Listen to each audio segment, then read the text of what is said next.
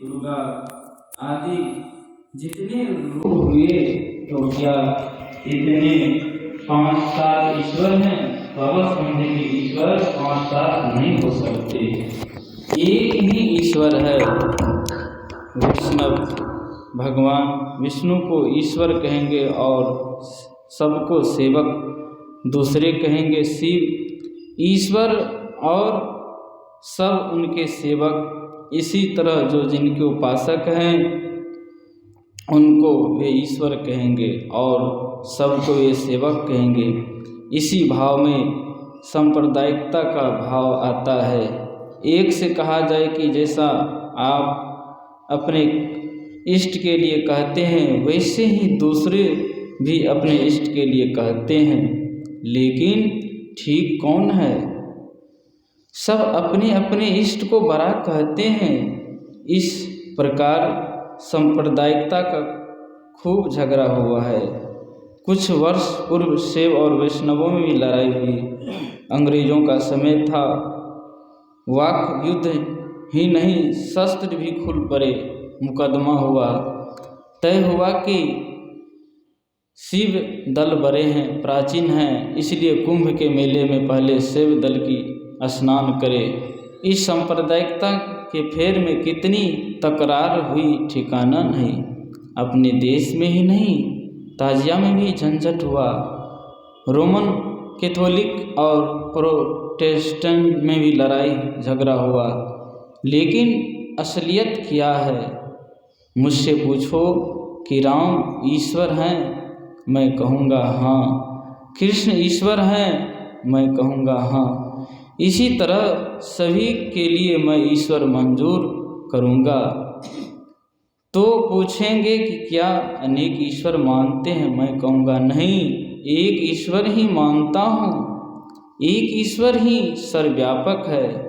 जितने रूप कहे गए उन सब रूपों में वही एक सर्वव्यापक है। रूप ईश्वर नहीं है। रूप की बड़ी मर्यादा गोस्वामी तुलसीदास ने दी, लेकिन यह भी कह दिया, भगत हेतु भगवान प्रभु राम धरेउ तन भूप के चरित पावन परम प्राकृतिक नर अनुरूप जथा अनेकन वेश धरे नृत्य करई नट कोई सोई सोई भाव दिखावई आपन होई न सोई। जैसे नाटककार वेश धरकर वैसा ही काम दिखाता है जैसा कि किसी ने पहले किया था, लेकिन वह स्वयं वह नहीं बन जाता। गीता क्षेत्र और क्षेत्र को बताती है, वह अध्यात्म तत्व में सब में भरपूर है। श्री कृष्ण ने ऐसा नहीं कहा कि मेरा जो यह क्षेत्र है वही क्षेत्रक है। लोग इसका भी प्रचार करते हैं। भगवान के क्षेत्र और क्षेत्रक में कोई अंतर नहीं है, एक ही है। महाभारत पढ़कर देखिए, या उसके अंदर एक गीता और है जिसको अनुगीता कहते हैं, उसको भी पढ़िए। कहीं ऐसी बात नहीं। फिर भी जोड़ देना कि उनके क्षेत्र और क्षेत्रक में भेद नहीं है, उचित नहीं। महाभारत में है कि क्षेत्रक जब प्राकृतिक गुणों से मुक्त हो जाता है, यानी निस्त्रेत गुण हो जाता है, तब वही परमात्मा हो जाता है। वह क्षेत्रक आत्मतत्व है। तमाम एक ही एक है। चाहे सोने का मंदिर हो, चाहे शौचालय हो, देवालय हो, एक ही आकाश सर्वत्र है। उसी तरह सब शरीरों में एक ही आत्मा है। कठोपनिषद में आया कहा गया है, वाइडथुको भुवनम परविष्टो रूपम रूपम प्रतिरूपो बभुव एकस्थः सर्वभूतांतरात्मा रूपम रूपम प्रतिरूपो बहिश्च। जिस प्रकार इस लोक में प्रविष्ट हुआ वायु प्रतीक रूप के अनुरूप हो रहा है, उसी प्रकार संपूर्ण भूतों का एक ही अंतरात्मा प्रतीक रूप के अनुरूप हो रहा है और उनसे बाहर भी है। जैसे गिलास के अंदर की हवा गिलास के रूप की ही होती है, उसी तरह सब भूतों के अंदर आत्म तत्व एक ही है। रूप के अनुरूप उसका आकार होता है, लेकिन वह तत्व नहीं होता। कोई गिलास चांदी का, कोई सोने का, कोई कांच का होता है। सब में पानी ही पानी तत्व रूप में एक ही है, लेकिन बर्तन और पानी एक ही नहीं है। उसी तरह कोई भी शरीर हो, उसमें जो आत्मा है सब एक ही है, लेकिन शरीर और आत्मा एक ही नहीं है। गीता के 7वें अध्याय भगवान ने कहा, अव्यक्तम व्यक्तिमापन्य मन्य ते माम बुद्धिया परम भाव जानतो माम मुतम। अबुद्धि अर्थात मूढ़ लोग मेरे श्रेष्ठ उत्तमोत्तम और अव्यय रूप को न जानकर मुझ अव्यक्त को व्यक्त हुआ मानते हैं। शरीर व्यक्त है, परमात्मा अव्यक्त है। इस अव्यक्त तत्व को विचारो तो जो राम है वही कृष्ण शरीर में है, वही देवी रूप में भी है। जब तक श्री कृष्ण क्षेत्र में क्षेत्रज्ञ था तब तक उसको कोई जलाया नहीं, लेकिन जब क्षेत्रज्ञ क्षेत्र से निकल गया तब अर्जुन ने उसका दाह किया। काली दुर्गा राम कृष्ण सब के शरीर रूप को हटा दीजिए, तब जो बचता है वह एक ही एक रहता है। एक बूढ़े सत्संगी ने कहा था कि तुम सबको मिलाकर एक कर देते हो। लोगों को काली दुर्गा का उपासक बनाकर बकरा कटाओगे। मैंने कहा रूप को छोड़कर उसमें जो है उसको ग्रहण करो। और दुर्गा सप्तमी में जो दुर्गा की नाद रूपा कहा है तो नादोनुसंधान ही करो। नादोनुसंधान करने वाला शाक्त है, शब्दात्मिका सर्व में। हे देवी आप शब्दात्मिका है, शब्द हैं, आत्मा अर्थात स्वरूप जिसकी वह हुई शब्दात्मिका। आत्मन के अनेक अर्थों में स्वरूप भी एक अर्थ है। आप अत्यंत निर्दोष ऋक् और युजः के निधान है तथा उद्गीतों के द्वारा रमणीय पद और पाठ पढ़ाने वाले अथवा पदों के पाठ वाले साम के भी निधान निजी खजाना है। आप साक्षात त्रयी देवी हैं। संसार की सृष्टि व धारण के निमित्त आप वार्ता, कृषि, वाणिज्य आदि जीविका रूप हैं तथा सभी लोगों की कठिन बाधाओं, विपत्तियों और दुखों को नाश करने वाली हैं।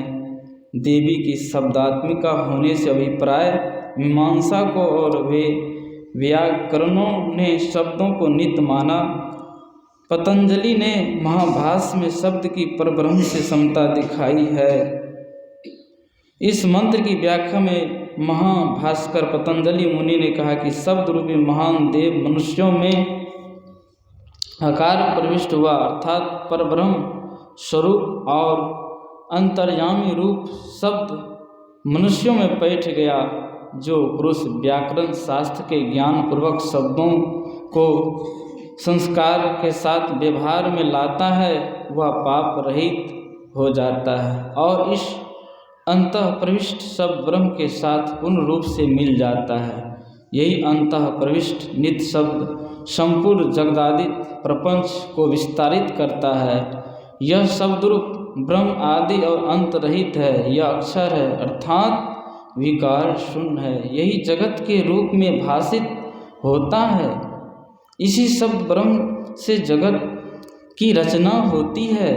इस विषय को महाव्याकरण भर्तृहरि ने वाक्यदीप के ब्रह्म कांड में कहा है, यथा अनादि निधम ब्रह्म सब तत्वम यत अक्षरम विवेते भावेन प्रक्रिया जगतो यनः इति। अर्थात अवयव रहित, खंड रहित नित्य शब्द जिसको व्याकरण स्फोट कहते हैं, संसार का आदि कारण है और ब्रह्म ही है।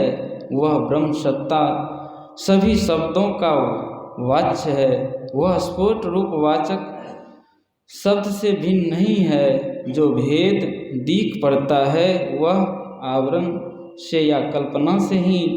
जो पुरुष शब्द ब्रह्म को ठीक ठीक अवगत कर लेता है वह परब्रह्म को पाता है, अर्थात उसमें अवस्थित होता है। ये देवी आप उपयुक्त शब्द ब्रह्म स्वरूपा हैं, शब्दात्मिका। इस लोक में जो उद्गीत शब्द आया है इसका साधारण अर्थ ओंकार किया जा सकता है। श्री श्री देवी जी का सर्वोत्कृष्ट स्वरूप जिसकी उपासना की जा सके, शब्द को ही मानना पड़ता है। शब्द ब्रह्म के उपासक को परम शाक्त कहा जाए तो कुछ भी अनुचित नहीं। उत्पन्न होती है चेतन रूपा परम कला मेहासानी शिवा नाद रूपा है। लोग कहा करते हैं सिया राम मैं सब जग जानी। वचन से तो कह देते हैं लेकिन व्यवहार हो तब तो सो तो होता नहीं, केवल वचन में कहते हैं। कोई शरीर बहुत सुंदर, कोई असुंदर, कोई बलवान, कोई बलहीन होता है। इसी तरह किसी का अंतःकरण बहुत बलवान और विकसित होता है। इसकी शक्ति को जिन्होंने अधिक जगा लिया उसका मुकाबला कोई नहीं कर सकता। यह शक्ति विद्याभ्यास, योगाभ्यास और सदाचार के पालन से जगती है। सदाचार पालन के बिना विद्याभ्यास और योगाभ्यास कुछ नहीं।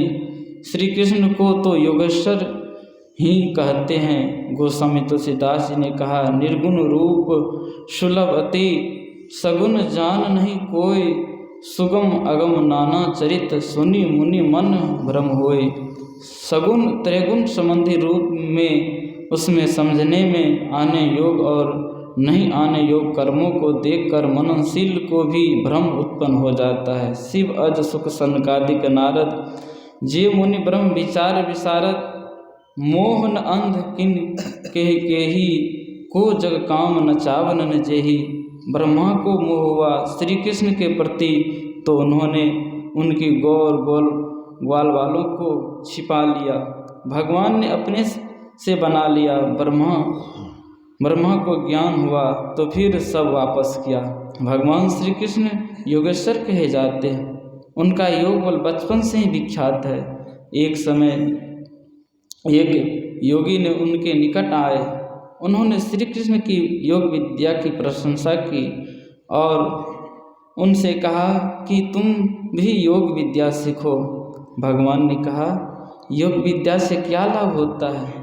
उन्होंने उनको एक तलवार देकर कहा कि इस तलवार से मेरे शरीर पर वार करो और देखो इसके प्रहार से मेरा शरीर नहीं कटेगा।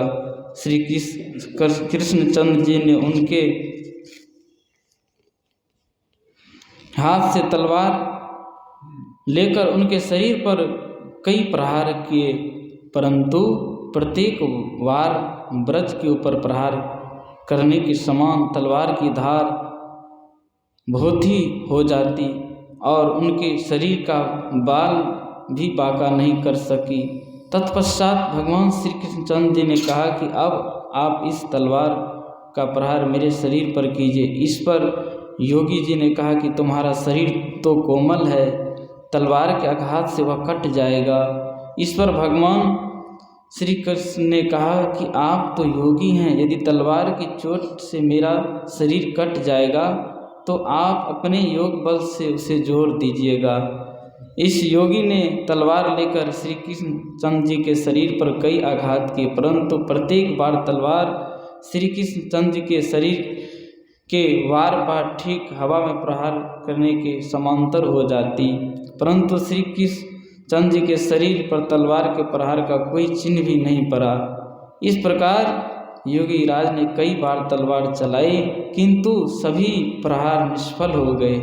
इस पर योगी महाराज बड़े आश्चर्यचकित हुए और श्री कृष्णचंद्र जी के योग बल की भूरी भूरी प्रशंसा करने लगे।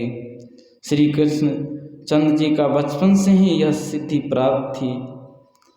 यह अष्ट सिद्धियों में से है। इनकी शक्ति बड़े लोगों को देखने में आई, इसलिए उनको लोगों ने ईश्वर माना।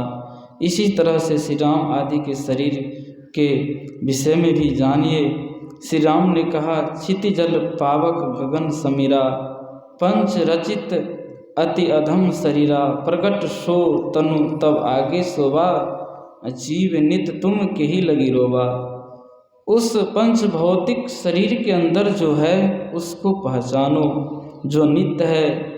जितने अनेक रूप हैं उनसे अनेक लीलाएं भगवान ने की, लेकिन ऐसा नहीं कहा कि यह शरीर ही रूप ही सब कुछ है, बल्कि श्री राम ने कहा यही तन कर फल विषय न भाई, स्वर्गों स्वल्प अंत दुखदाई। विषय 5 है, रूप, रस, गंध, स्पर्श और शब्द। इन 5 से बचो तो क्या बचता है, विचारो। श्री राम, श्री कृष्ण, श्री शिव जी किसी ने नहीं कहा कि मेरे शरीर रूप को देख लिया हो गया, बल्कि सभी ने आत्म तत्व को पकड़ने कहा। जो इंद्रियों का विषय नहीं है वह निर्विषय है।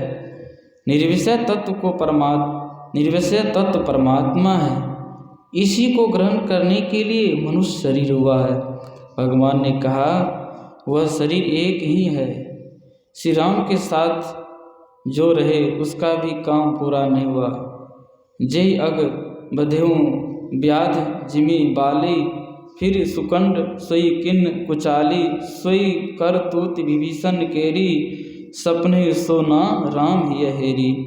इनकी यह हालत क्यों, बिल्कुल पवित्र हो जाए, कुचाल से बचे, यह काम बाकी रहा। ईश्वर की भक्ति कैसे हो अब मैं कहता हूँ, प्रभु तो ही कैसे देखन पाऊँ, तन इंद्रिन संग माया देखूँ, मायातीत धरूं तुम नाम, मेधा मन इंद्रिन गहे माया, इनमें रही माया लिपटाऊं, इंद्रिन मन और बुद्धि परे प्रभु, मैं न इन्हें तजी आगे धाऊं, करहूँ कृपा इन संग छोड़ावहूँ, जर प्रकृति कर पारे जाऊं, मैं ही अस करुणा कर स्वामी, देहूँ दर सुख पाई अघाओ। संसार में कुछ खाओ पियो देखो सुनो तब सुख होता है, लेकिन यहाँ तो भूख प्यास सब खत्म, केवल दर्शन मात्र से ईश्वर की भक्ति में क्या करना होगा। शरीर लेकर जगन्नाथ जी बद्रीनाथ जहाँ जाना चाहो जा सकते हो, लेकिन अंदर चलने में शरीर छोड़कर चलना होगा। घर से कोई बाहर होना चाहता है तो पहले घर ही घर चलना पड़ता है। उसी तरह शरीर और इंद्रियों से छूटने के लिए शरीर के अंदर ही अंदर चलना होगा। शरीर और इंद्रियों का संग जहाँ छूट गया वहीं ईश्वर दर्शन है। ईश्वर सर्वत्र है, बाहर भीतर एक हो जानो, यही गुरु ज्ञान बताई नानक साहब। बाहर में तुम इसलिए नहीं पाते हो कि तुम इंद्रिय ज्ञान में रहते हो। अंदर चलने से शरीर से छूटना होगा। सब किछु घर वहीं बाहर नहीं, बाहरी टोले सो भरम ही भुलाई। गुरु नानक देव यही ते मैं हरि ज्ञान गमायो, परिहरि हृदय कमल रघुनाथ ही, बाहर फिरत विकल भय धायो, ज्यों कुरंग निज अंग रुचिर मद, अति मतहीन मरम नहीं पायो, खोजत गिरी तरु लता भूमि बिल, परम सुगंध कहाँ ते आयो। अपन को आपन ही में पायो, शब्द ही शब्द भयो उजियारो, सतगुरु भेद बतायो, ज्यों कुरंग नाभि कस्तूरी, ढूंढत फिरत बुलायो, फिर चेत्यो जब चेतन हवे करी, आपन ही तनु छायो। सूरदास जी और तुलसीदास जी को लोग सगुन उपासक बताते हैं। लंबा है अंतिम है वाला तनिटा जड़ी साच सूरदास जी और तुलसीदास जी को लोग सगुन उपासक बताते हैं, और कबीर साहब गुरु नानक साहब को निर्गुण उपासक बताते हैं। जिसको जो बताओ, लेकिन कबीर साहब, नानक साहब, तुलसीदास जी और सूरदास जी सभी निर्गुण और सगुण दोनों के उपासक थे। 3 अवस्था तजहूँ भजहूँ भगवंत, मन कर्म वचन अगोचर, व्यापक व्याप अनंत, सकल दृश्य निज उदर मेली, सोवई निद्रा तजी योगी, सोई हरिपद अनुभवई परम सुख, अतिशय द्वैत वियोगी, शोक मोह भय हर्ष दिवस निशि देश काल तह नाही, तुलसीदास यही दशाहीन संशय निर्मूल न जाहि। यह क्यों लिखते हैं? यदि निर्गुण उपासना नहीं करते, कबीर साहब ने कहा मूल ध्यान गुरु रूप है, मूल पूजा गुरु पाँव, मूल नाम गुरु वचन है, मूल सत सत भाव। यह निर्गुण कैसे हुआ? जिस सिंहासन पर तुलसीदास जी राम को बैठाते हैं, उसी आसन पर कबीर साहब गुरु को बैठाते हैं। गुरु में भी तुलसीदास जी की कम श्रद्धा नहीं है। बंदो गुरुपद कंज कृपा सिंधु नर रूप हरि, महामोह तम पुन जास वचन रवि कर निकर। श्री हरि गुरुपद कमल भजहि, मन तज अभिमान, जेहि सेवत पाई हरि सुख निधान भगवान। विनय पत्रिका। कबीर साहब और गुरु नानक साहब उपासना के आरंभ में गुरु को लिए हैं। यह कैसे सगुण उपासना नहीं है। सभी संतों ने अपने अंदर अंदर चलने का, ख्याल से चलना नहीं, यथार्थ में चलो। मन का सिमटा हो, उसकी उर्गति हो। यदि कुछ सिमटा हो जाए तो परमात्मा का ज्योति और नाद रूप हाथ पाओगे। जैसे माता अपने रोते बच्चे को हाथ पसार कर उठा लेती है, उसी तरह ज्योति और शब्द रूप हाथ पसार कर परमात्मा उठा लेते हैं। बाहर चलने से इन हाथों से दूर रहोगे। बाहर में सत्संग और स्थूल उपासना वश करो, किंतु अंदर भी चलो। योग शास्त्र में कठिन और सरल दोनों तरीके हैं। सरल मार्ग को पकड़ कर लो और कठिन मार्ग को छोड़ दो। ज्योति परमात्मा का बायां हाथ है और शब्द दाहिना हाथ है। बड़ा जबरदस्त हाथ है, इसका उल्लंघन कोई नहीं कर सकता। बिना शब्द के सृष्टि नहीं हो सकती। शब्द कंपमय होता है और कंप शब्दमय होता है। कंप अपने सहचर शब्द के साथ अवश्य रहता है। आदि में शब्द हुआ, वह सर्वव्यापक है, इसलिए राम है। कल्याणकारी होने से शिव, सबका बीज होने से ओम है। ऐसा यत्न मिलना चाहिए जिससे ज्योति और नाद मिले। परमात्मा ने सब पर एक समान कृपा की है। गरीब अमीर सबको आँख से देखना, कान से सुनना। उसी तरह ईश्वर की ओर जाने के लिए सबके अंदर एक ही सुराख है, वह शिव नेत्र है। तीसरा तिल है। आज्ञा चक्र का केंद्र बिंदु हैं। गुरु जो तरकीब बता वे उसके अनुसार चलो। जहाँ प्रवेश हुआ ईश्वर का हाथ मिलेगा। प्रवेश द्वार पर ही पहले सबको शीघ्र ठहराव नहीं हो सकता, और कोई किसी के लिए यह काम कर दे सो नहीं हो सकता। आनंद भगवान बुद्ध के साथ बहुत रहते थे। उन्होंने उनकी अंत तक की बड़ी सेवा की थी। इतने प्यारे शिष्य थे कि बिना उसके आए भगवान कुछ उपदेश वाक्य नहीं करते थे। ऐसा उनको वरदान मिला था, अपना चिराग आप बन। भगवान ने उनको कहा था, पहले जांच लो कि गुरु ठीक है व नहीं। विश्वास हो तो उनसे यत्न जानो और करो। कोई कहता है कि मैं तुम्हारे बदले कर दूंगा, तो वहाँ जाओ और उसकी सच्चाई देखो। लोग कहते हैं कि स्वामी विवेकानंद जी को परमहंस ने पूरा कर दिया था। यदि वे पूरे ही थे तो वे रामकृष्ण परमहंस के शरीर छूटने के बाद पोहारी बाबा के शिष्य बनना क्यों चाहते थे? मैं साफ साफ कहता हूँ, कोई करा नहीं देगा, स्वयं करना होगा। एकांत में बैठकर ध्यान अभ्यास बराबर करो। ऐसा करते करते अपने को ऊपर पाओगे। भजन करना आवश्यक है। भक्ति का बीज तुम्हारे साथ रहेगा जब तक मुक्ति ना मिल जाए। जीवन काल में भजन ध्यान करता है, वह स्थूल से सूक्ष्म में प्रवेश करता है, वही जीते जी मरता है। जो जीते जी मरता है वह फिर जन्म नहीं लेता। इसी के लिए संतों ने उपदेश दिया है। कोई नई बात नहीं, सभी पुरानी बात है।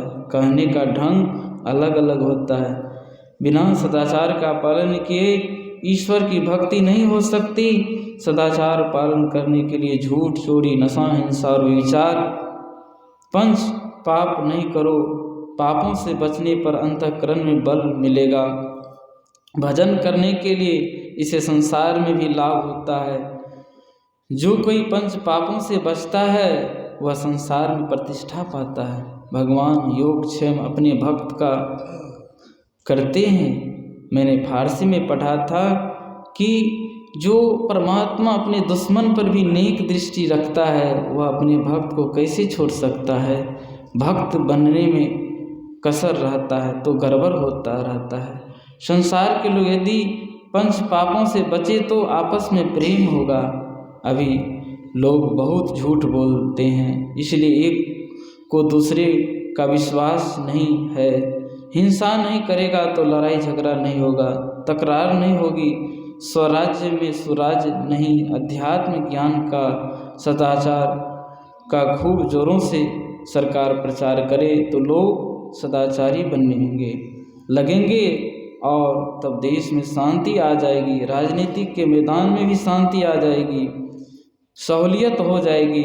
ईश्वर भक्ति करने के लिए सदाचार की बड़ी ज़रूरत है, लेकिन धन कमाने में इसकी कोई ज़रूरत नहीं। चोरी करो धन हो जाएगा, पकड़े जाओगे, मार खाओगे। कोई भी सरकार, किसी भी देश की सरकार योग प्रचारकों को सहायता दे तो सदाचार और आध्यात्मिकता का विशेष प्रचार हो।